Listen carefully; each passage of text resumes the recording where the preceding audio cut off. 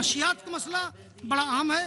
مذہب اسلام نے ان تینوں مسائل کو بڑی سنجیدگی سے لیا ہے اور ان تینوں مسائل کا حل جس طرح سے پیش کیا ہے کسی مذہب نے نہیں پیش کیا ہے۔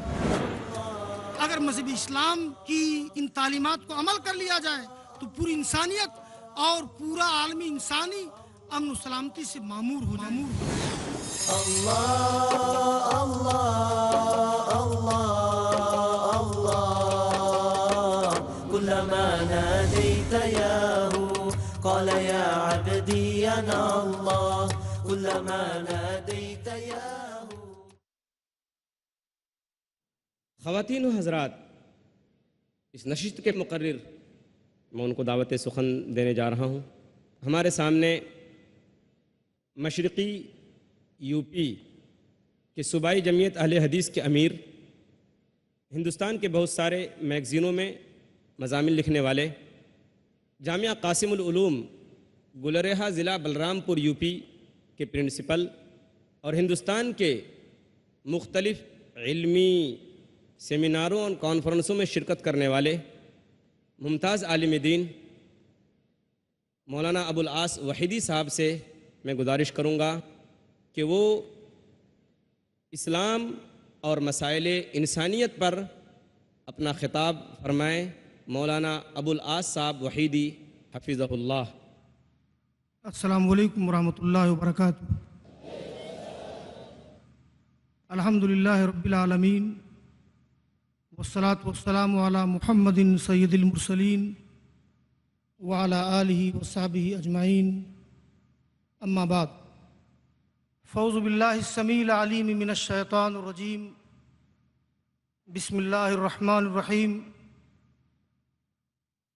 یا ایہا الناس اتقوا ربکم الذی خلقکم من نفس واحدہ وخلق منها زوجها وبث منهما رجالا كثيرا ونساء واتقوا الله الذي تساءلون به والارحام ان اللہ کان علیکم رقیبا۔ محترم حاضرین، دینی و ملی بھائیوں، برادران وطن اور ہماری ماں اور بہنوں، آپ حضرات نے سماعت فرمایا کہ میرے خطاب کا موضوع ہے اسلام اور مسائل انسانیت۔ انسانیت کے مسائل بے شمار ہیں، بہت ہیں۔ مذہب اسلام نے انسانیت کے مسائل کو ذرا بڑے وسیع انداز میں سوچا ہے اور ان مسائل کو حل کرنے کی کوشش کی ہے، بلکہ حل کیا ہے۔ دراصل مذہب اسلام کا مخاطب جن اور انسان ہیں۔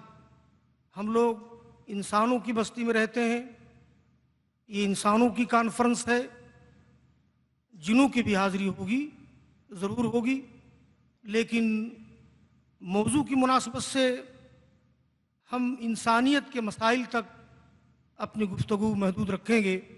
دیکھیے، مذہب اسلام کے دو بنیادی سرچشمے ہیں، قرآن کریم اور سنت رسول۔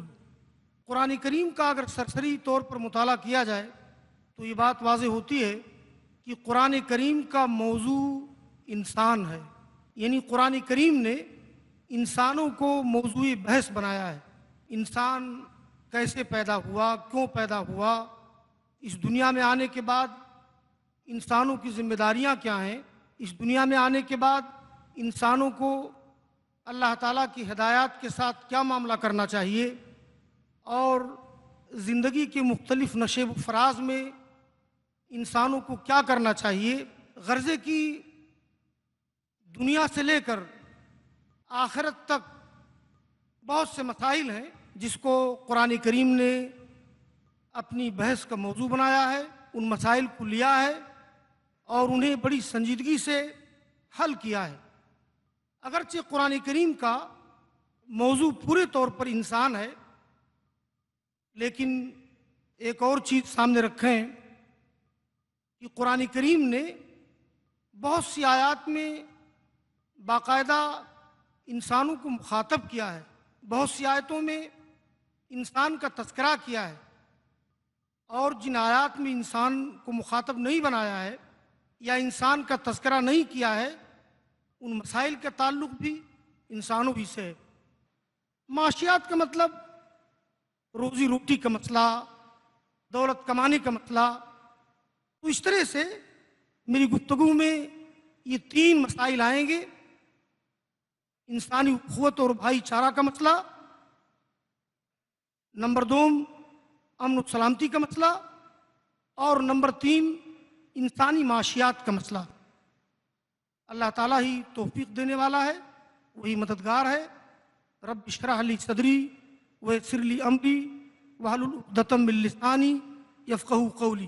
محترم حضرات، جہاں تک انسانی اخوت اور بھائی چارگی کا مسئلہ ہے، تو آپ دیکھ رہے ہیں کہ مذہب اسلام نے جو تصور اور جو نظریہ پیش کیا ہے، اگر اس نظریے کو سامنے رکھا جائے اور اس کو سامنے رکھ کر آج پوری دنیا کو دیکھا جائے، تو اس بات کا اندازہ ہوگا کہ اس وقت جو پریشانیاں، جو مسائل، جو مشکلات اور مختلف ملکوں میں جو دشمنی، جنگیں اور بہت سے حالات ہیں جن کو آپ دیکھ رہے ہیں، ان کے پیدا ہونے کی وجہ یہ ہے کہ اس وقت انسانوں میں جو انسانی اخوت ہونا چاہیے، جو انسانی بھائی چارگی ہونا چاہیے، وہ موجود نہیں ہے۔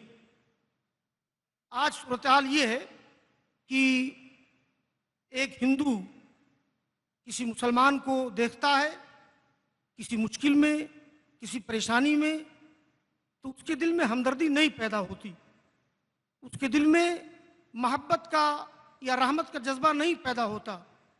اور بالکل اسی طرح سے کوئی انسان، کوئی مسلمان کسی ہندو کو، کسی عیسائی کو، کسی سکھ کو اگر کسی پریشانی میں دیکھتا ہے، اگر کسی مشکل میں دیکھتا ہے، تو واقعہ یہی ہے کہ اس کے دل میں وہ جذبہ نہیں پیدا ہوتا جو جذبہ کسی مسلم بھائی کو پریشانی میں دیکھ کر اس کے اندر پیدا ہوتا ہے۔ یہی حال عیسائیوں کا ہے، یہودیوں کا ہے۔ میں سمجھتا ہوں یہ صورتحال موجودہ عالم انسانیت کے لیے ایک بڑا اہم مسئلہ ہے۔ قرآن کریم میں اس سلسلے میں مختلف مقامات پر اس چیز کو دہرایا گیا ہے، اور قرآن نے بہت زور و تاکید کے ساتھ، بڑے شد و مد کے ساتھ قرآن کریم نے یہ تصور، یہ نظریہ پیش کیا ہے کہ سارے انسان بھائی بھائی ہیں، سارے انسان ایک مرد اور ایک عورت کی اولاد ہیں، یعنی آدم و حوا کی اولاد ہیں۔ آپ سماعت فرمائیں سورہ نساء کی پہلی آیت، جس میں اللہ تعالیٰ نے فرمایا ہے: یا ایھا الناس اتقوا ربکم الذی خلقکم من نفس واحدہ وخلق منها زوجها وبث منہما رجالا کثیرا ونساء واتقوا اللہ الذی تساءلون به والارحام ان اللہ کان علیکم رقیبا۔ اے تمام لوگوں، اے تمام انسانوں، اس رب سے ڈرو جس رب نے تم کو ایک جان سے پیدا کیا ہے، اور اسی جان سے اس نے اس کا جوڑا بنایا، اور پھر ان دونوں سے اس روئے زمین پر بہت سے مردوں کو، بہت سی عورتوں کو پھیلا دیا۔ واتقوا اللہ الذی تساءلون به والارحام ان اللہ کان علیکم رقیبا۔ اور اس اللہ سے ڈرو جس کے حوالے سے تم لوگ آپس میں ایک دوسرے سے حقوق کا مطالبہ کرتے ہو، اور قرابت داریوں سے ڈرو، بے شک اللہ تعالی ہم سب کا نگراں ہے۔ اس آیت کریمہ میں قرآن کریم نے جو تصور پیش کیا ہے کہ اس وقت دنیا میں جتنے انسان پائے جاتے ہیں، کسی بھی مذہب کے ہوں، کسی بھی ملک کے رہنے والے ہوں، ان کا رنگ کالا ہو یا گورا، جغرافیائی طور پر وہ عربی ہوں یا عجمی، تمام انسان سب اس لحاظ سے انسانی بھائی ہیں کہ سب لوگ ایک ماں باپ کی اولاد ہیں۔ آپ دیکھ رہے ہیں کہ یہ سوچنے کا انداز یا یہ تصور تمام انسانوں کے لیے کتنا اہم ہے۔ ٹھیک ہے، اس دنیا میں بہت سے مذاہب ہیں، بہت سے دھرم ہیں، اور دھرموں اور مذاہب کے درمیان بحث ہوتی ہے، مذاکرہ ہوتا ہے، کون سا مذہب صحیح ہے کون سا مذہب غلط ہے یہ دوسری چیز ہے، لیکن اس سطح سے بلند ہو کر ایک یہودی کو عیسائی سے بہرحال تعلق ہونا چاہیے انسانی برادری کی بنیاد پر، ایک ہندو کو ایک مسلمان سے ہمدردی ہونی چاہیے کہ یہ بھی ہمارا انسانی بھائی ہے، ایک مسلمان کو ایک ہندو سے اس لحاظ سے ہمدردی ہونا چاہیے کہ یہ بھی میرا دینی بھائی ہے۔ تو یہ مذہب اسلام کا جو تصور ہے بڑا اہم ہے، لیکن اس معاملے میں کم از کم عیسائی، یہودی اور مسلمان متفق ہیں اس نقطۂ نظر پر، یہ سب کے سب ایک ماں باپ کی اولاد ہیں۔ اس وقت موجودہ دنیا میں اس سوچ کو، اس طرز فکر کو عام کرنے کی ضرورت ہے، اور محض فکری طور پر نہیں، محض کانفرنس کر کے نہیں، بلکہ عملی طور پر اس فکر کو عام کرنے کی ضرورت ہے۔ عملی طور پر ہم لوگ اس طرح سے عام کر سکتے ہیں، آپ کے محلے میں، آپ کے شہر میں کسی گھر میں آگ لگی، آپ سب دوڑ پڑیں اس آگ کو بجھانے کے لیے، اس بات کی تحقیق نہ کیجئے کہ وہ ہندو کا گھر ہے کہ مسلمان کا گھر ہے، یہودی کا گھر ہے کہ عیسائی کا گھر ہے۔ یہ ہے انسانی مواسات، یہ ہے انسانی غمخواری جس کی تعلیم مذہب اسلام دیتا ہے۔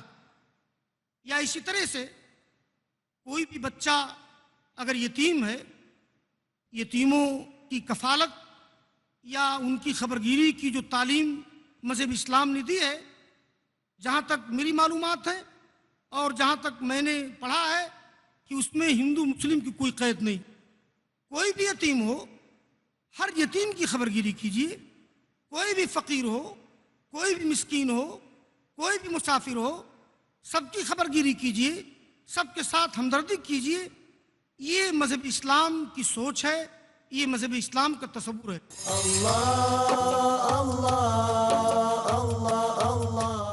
قرآن کریم نے جو مختلف مذاہب کے لوگوں کو مشترکہ امور کے تحت دعوت دی تھی، اسلام کی دعوت، سچی باتوں کی دعوت، اس وقت ہمارے لیے وہ دعوت دینا مشکل ہو گیا ہے۔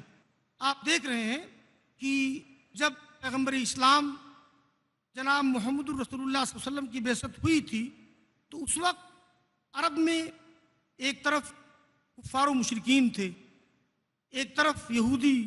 ایسے ماحول میں مذہب اسلام کی آخری شکل نازل ہوئی اور قرآن کریم نے اللہ کے رسول کو تلقین کی کہ آپ ان تمام مذاہب کے ماننے والوں سے کہہ دیجئے، اللہ تعالیٰ کا ارشاد ہے، اے کتاب الہی کے ماننے والوں، اے عیسائیوں، اے یہودیوں جو کتاب الہی کو مانتے ہیں، آؤ ایک ایسی مشترک بات کی طرف جو ہمارے اور تمہارے درمیان مشترک ہے۔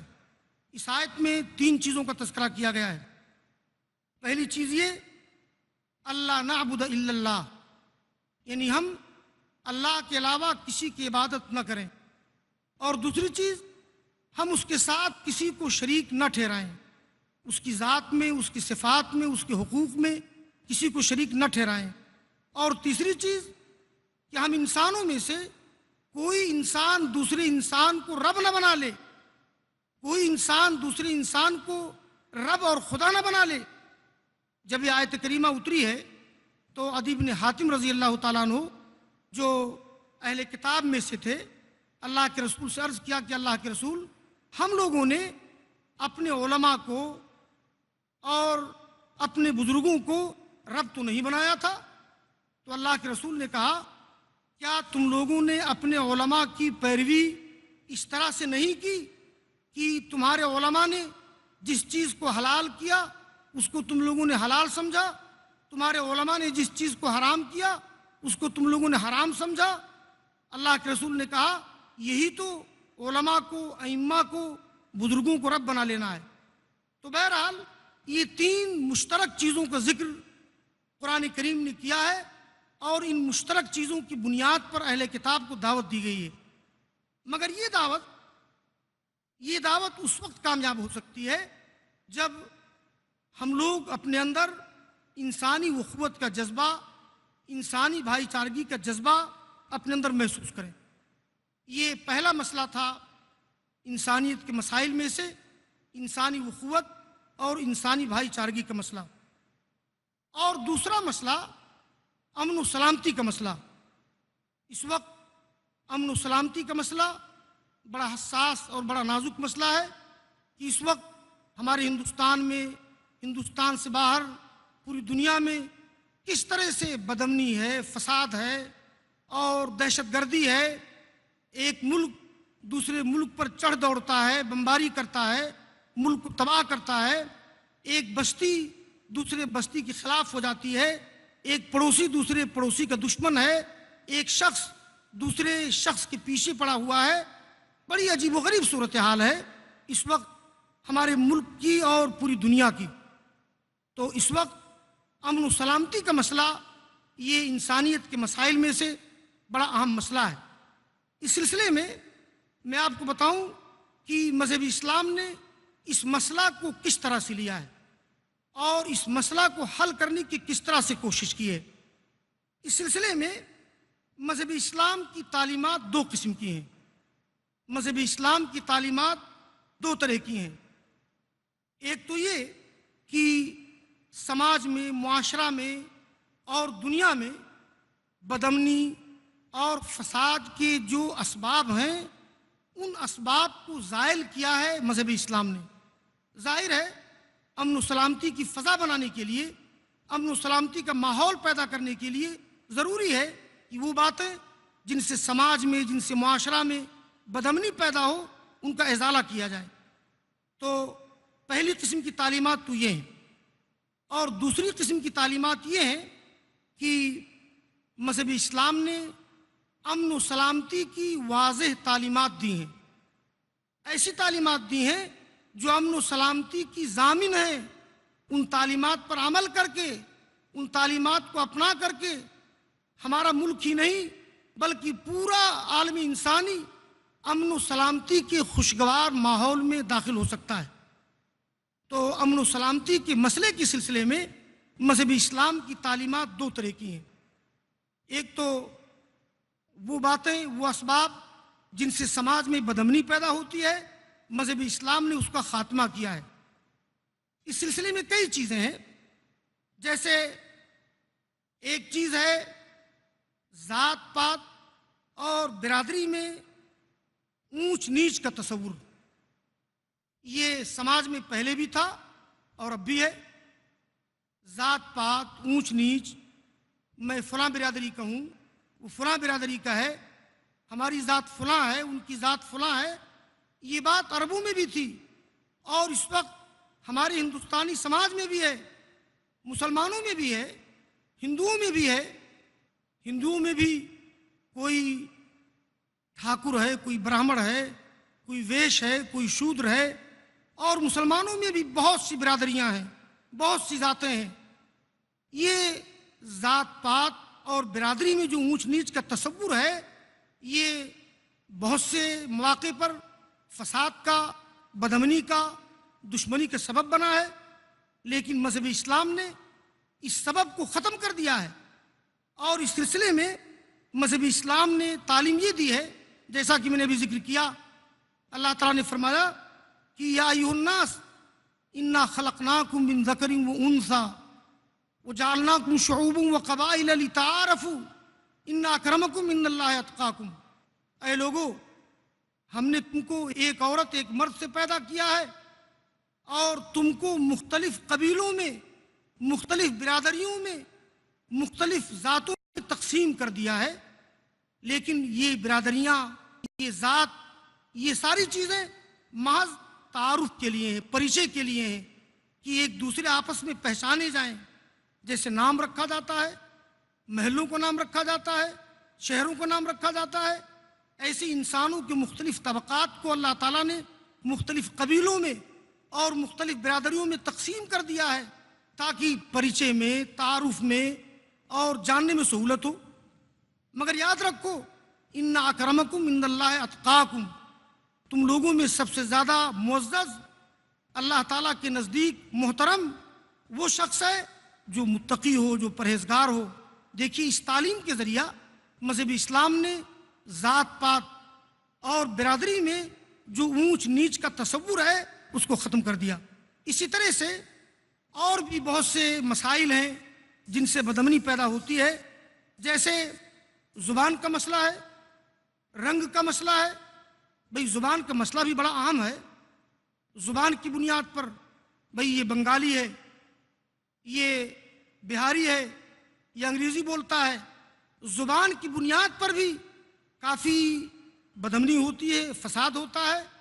اور رنگ کی بنیاد پر بھی ملکوں میں اور عالم انسانی میں بڑے فسادات پیدا ہوتے ہیں۔